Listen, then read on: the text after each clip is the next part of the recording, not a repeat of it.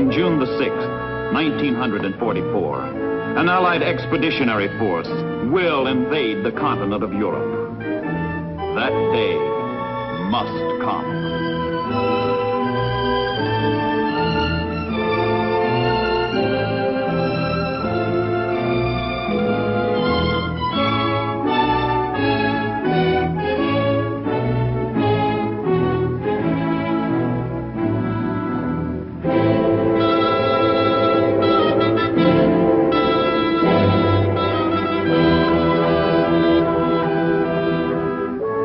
Casablanca, in January of 1943, the Allies commit themselves to the liberation of Europe, while their soldiers, sailors, and airmen storm the gates of Tripoli. North Africa is yet to be won, but the combined chiefs of staff speak their distant dream to cross the Channel, return to the continent. The chiefs of state christen this supreme operation with a noble code name, Overlord. In London, a year later, the Supreme Commander, Allied Expeditionary Forces, General Eisenhower, takes up the task of piercing the heart of Germany and destroying her armed forces. But across the narrow English Channel lies the ultimate barrier, Hitler's Atlantic Wall, formidable guardian of Festung Europa, the fortress of Europe.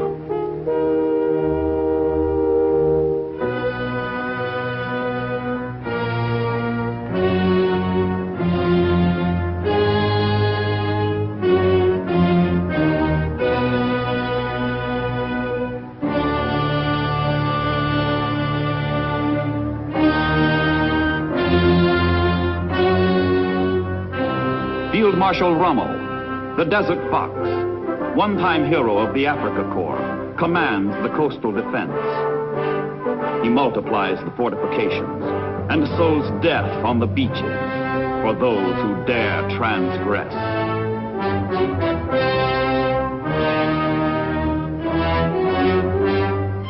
But there is no roof on the fortress of Europe, and assault from the sky begins long months before the day called D. This is the key that unlocks the gate. Paralyze Germany's war machine. Pound the Luftwaffe into impotence.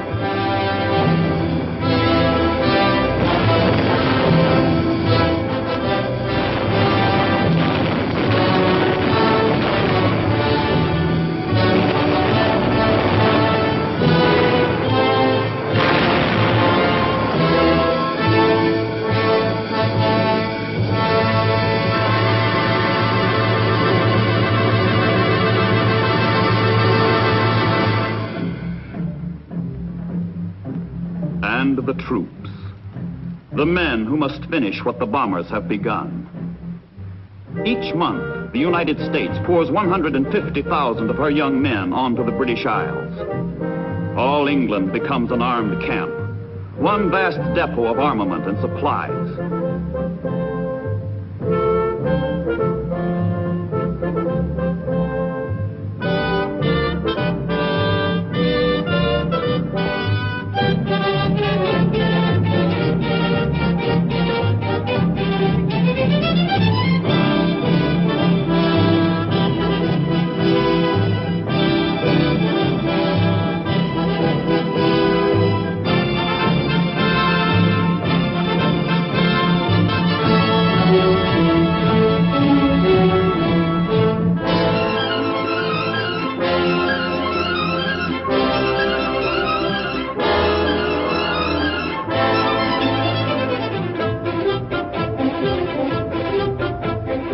At the appointed hour, a torrent of materiel and men will be set in motion. Southward to the Channel, southward to the embarkation ports, southward to destiny.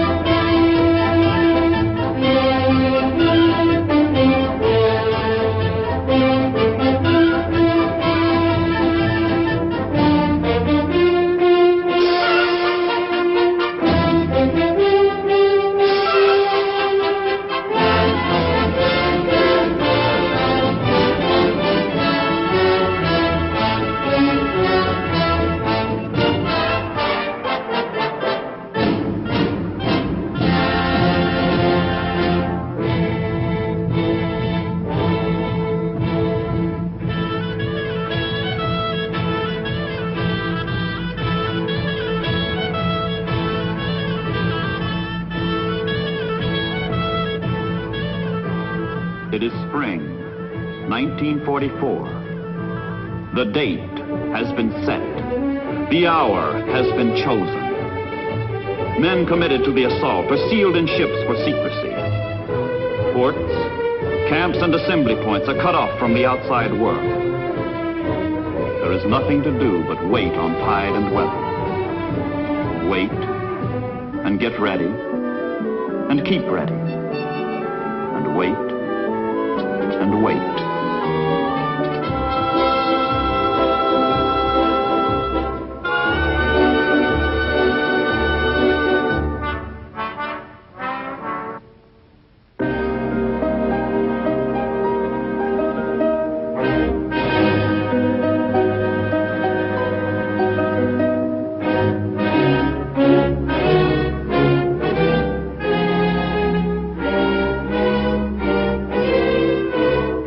Gentlemen, the King.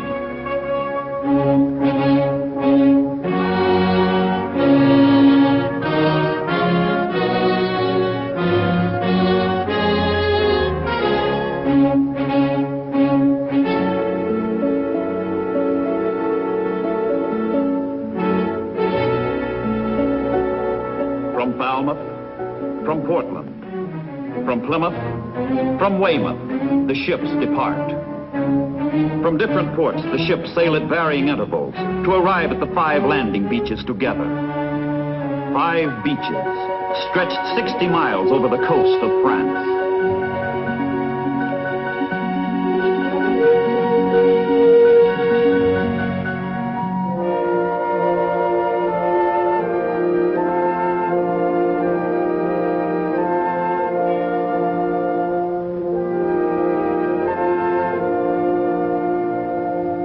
First to invade will be the paratroops.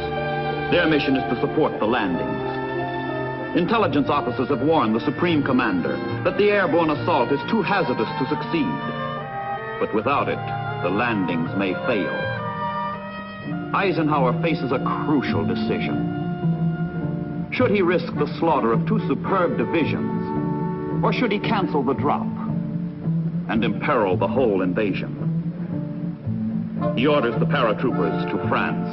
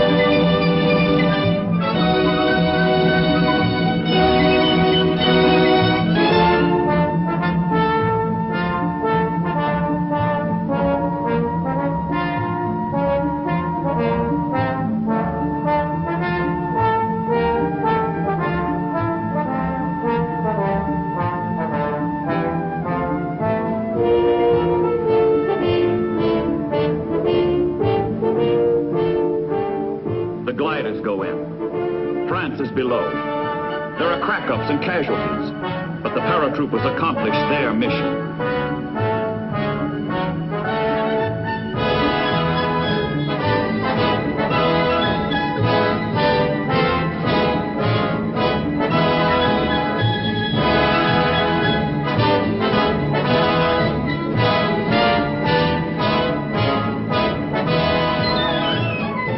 Tactical air squadrons fly 5,000 sorties to support the amphibious assault.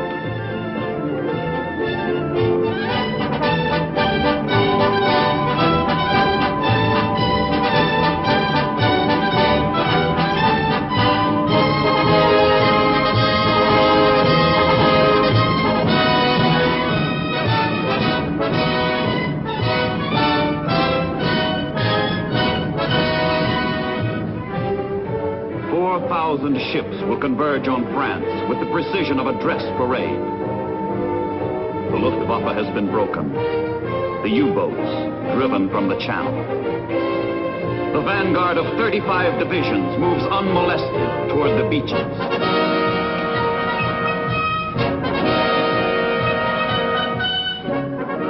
Warships prepare to open the assault with a barrage of gunfire. Battleship Nevada is there, torpedoed at Pearl Harbor, a flagship at Normandy.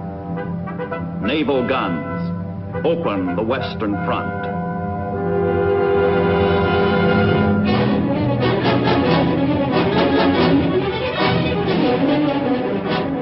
Inside Hitler's Atlantic Wall, the Nazis know what the world does not. The assault is on. Defeated in the north, defeated in the south, defeated in the east, the Germans have but one hope left. Destroy the invaders from the west.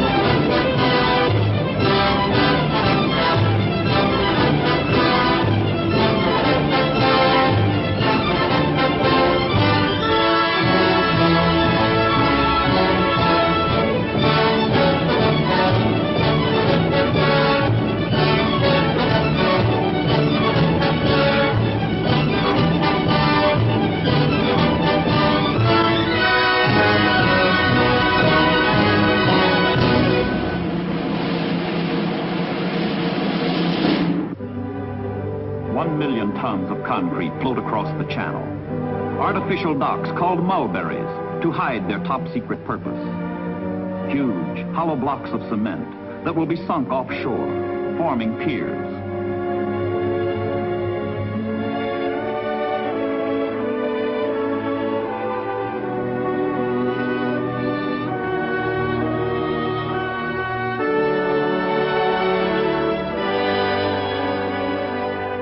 Few things are predictable in war. Sometimes casualties are lightest, where heaviest losses are expected.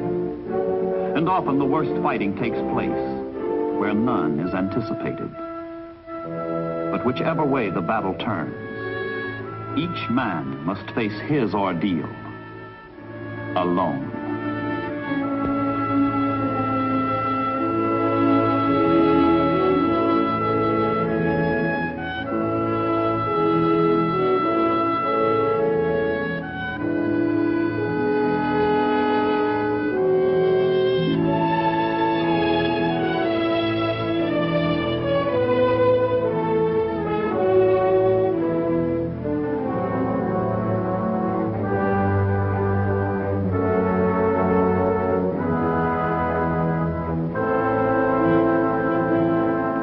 Merchant ships are deliberately sunk to build a breakwater that shelters the shore under its lee.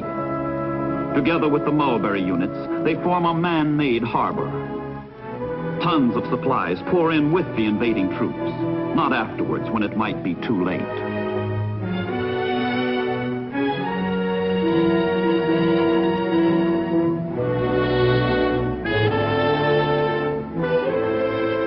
Human ingenuity rises to the challenge of invasion.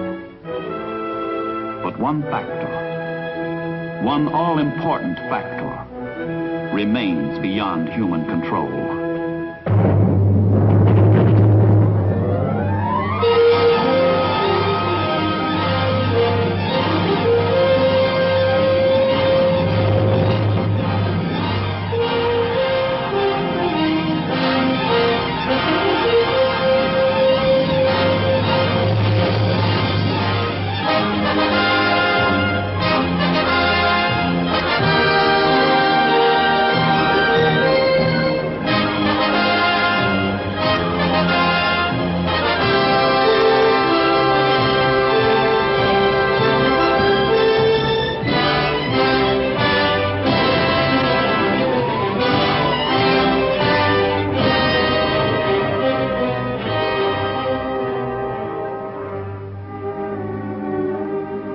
The might of the German Army, Navy, and Air Force is unable to do.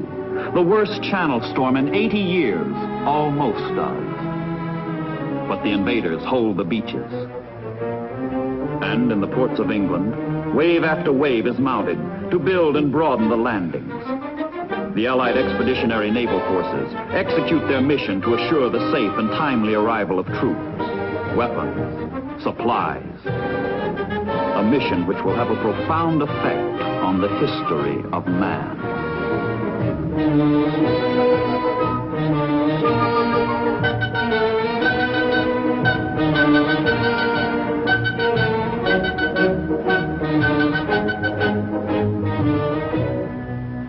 This program will be interrupted from time to time to bring you the latest news bulletins as they are received in the newsroom. Keep tuned to your favorite NBC station to keep in step with all the latest developments on this Invasion Day. And now the orchestra opens the program with the revival of an old hit, Blue Room.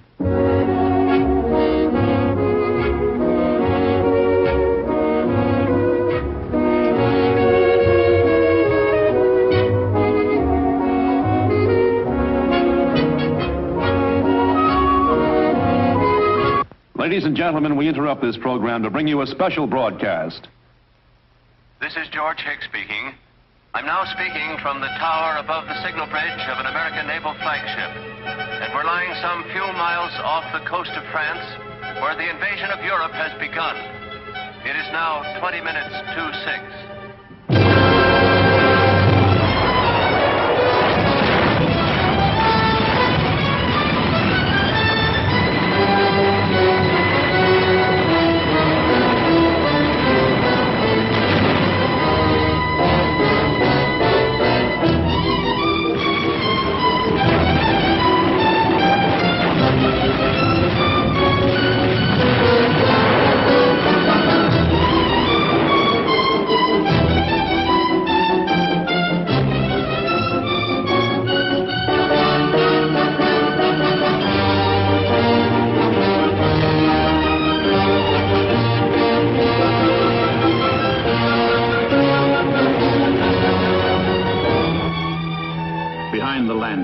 Allied planes release a barrier of bombs that cut off German reinforcements, paralyze German counter moves. Every road, every bridge, Every rail line, every canal, all the way back into Germany, is smashed, isolating the French beaches.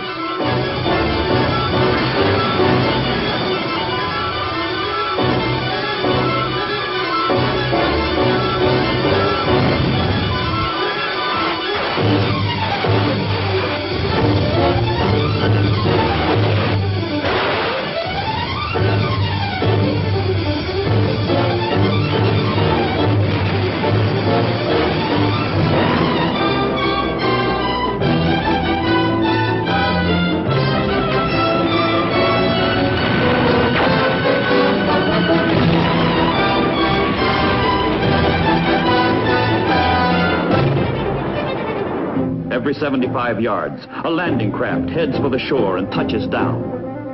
Resistance is furious from German suicide squads, but the Americans go in and hang on by their guts.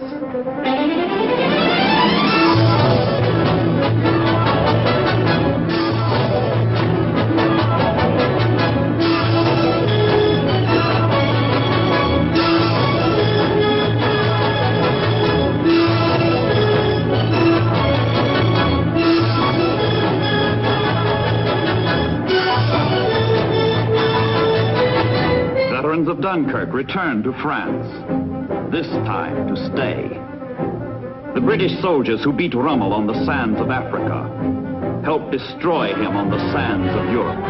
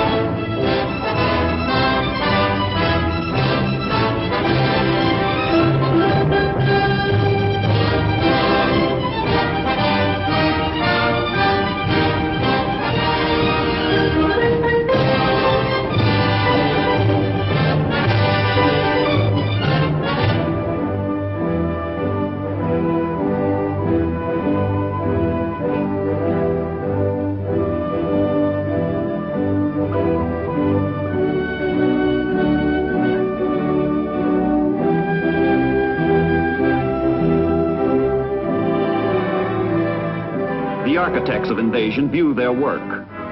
Eisenhower and Admiral Ramsey, commander of Allied naval forces. Commander of American naval forces, Admiral Stark. Lieutenant General Omar Bradley, commander of the 1st United States Army.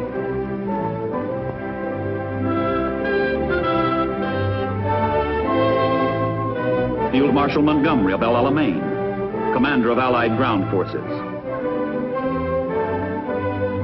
After invasion, the breakout, the swelling Allied armies stream inland into Europe.